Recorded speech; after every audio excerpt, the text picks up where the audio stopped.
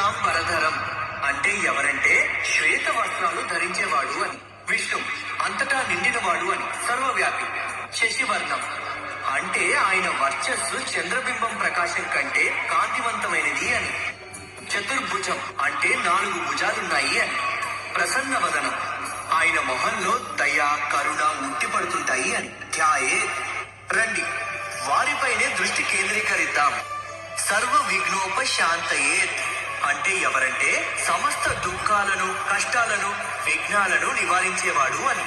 ఇక్కడ విష్ణువు అంటే అర్థం అంతటా ఉన్నవాడు అని. అన్ని చోట్ల ఉన్నాడు.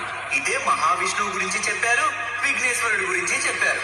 అయితే ధ్యాయే సర్వ విఘ్నోపశాంతయే దీనికి అర్థం ఏమిటంటే ఆయన్ని ఆరాధిస్తే సమస్త దుఃఖం కష్టం విపత్తులు ఆపదలు బాధలు ఆటంకాలకి కారణాలు తొలగిస్తాడు అని.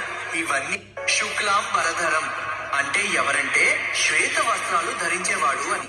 విష్ణు అంతటా నిండినవాడు అని. సర్వవ్యాపి. శశివర్ణం అంటే ఆయన వర్చస్సు చంద్రబింబం ప్రకాశం కంటే కాంతివంతమైనది అని. చతుర్భుజం అంటే 4 భుజాలున్నాయి అని. ప్రసన్న వదనం ఆయన మొహంలో దయ కరుణ ఉట్టిపడుతుంటాయి అని. ధ్యాయే రండి వారిపైనే దృష్టి కేంద్రీకరిద్దాం. సర్వ విఘ్నోపశాంతయే అంటే ఎవరంటే సమస్త దుఃఖాలను కష్టాలను విఘ్నాలను నివారించేవాడు అని. ఇక్కడ విష్ణువు అంటే అర్థం అంతటా ఉన్నవాడు అని. అన్ని చోట్ల ఉన్నాడు. ఇదే మహావిష్ణువు గురించి చెప్పారు, విఘ్నేశ్వరుడు గురించి చెప్పారు.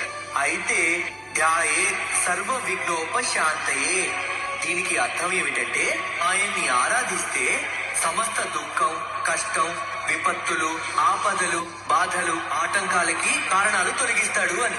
ఇవన్నీ శుక్లాం వరధరం అంటే ఎవరంటే శ్వేత వస్త్రాలు ధరించేవాడు అని. విష్ణు అంతటా నిండినవాడు అని. సర్వవ్యాపి. శశివర్ణం అంటే ఆయన వర్చస్సు చంద్రబింబం ప్రకాశం కంటే కాంతివంతమైనది అని. చతుర్భుజం అంటే 4 భుజాలున్నాయి అని. ప్రసన్న వదనం ఆయన మొహంలో దయ కరుణ ఉట్టిపడుతుంటాయి అని. ధ్యాయే రండి వారిపైనే దృష్టి కేంద్రీకరిద్దాం. సర్వ విఘ్నోపశాంతయే అంటే ఎవరంటే సమస్త దుఃఖాలను కష్టాలను విఘ్నాలను నివారించేవాడు అని. ఇక్కడ విష్ణువు అంటే అర్థం అంతటా ఉన్నవాడు అని. అన్ని చోట్ల ఉన్నాడు. ఇదే మహావిష్ణువు గురించి చెప్పారు, విఘ్నేశ్వరుడు గురించి చెప్పారు.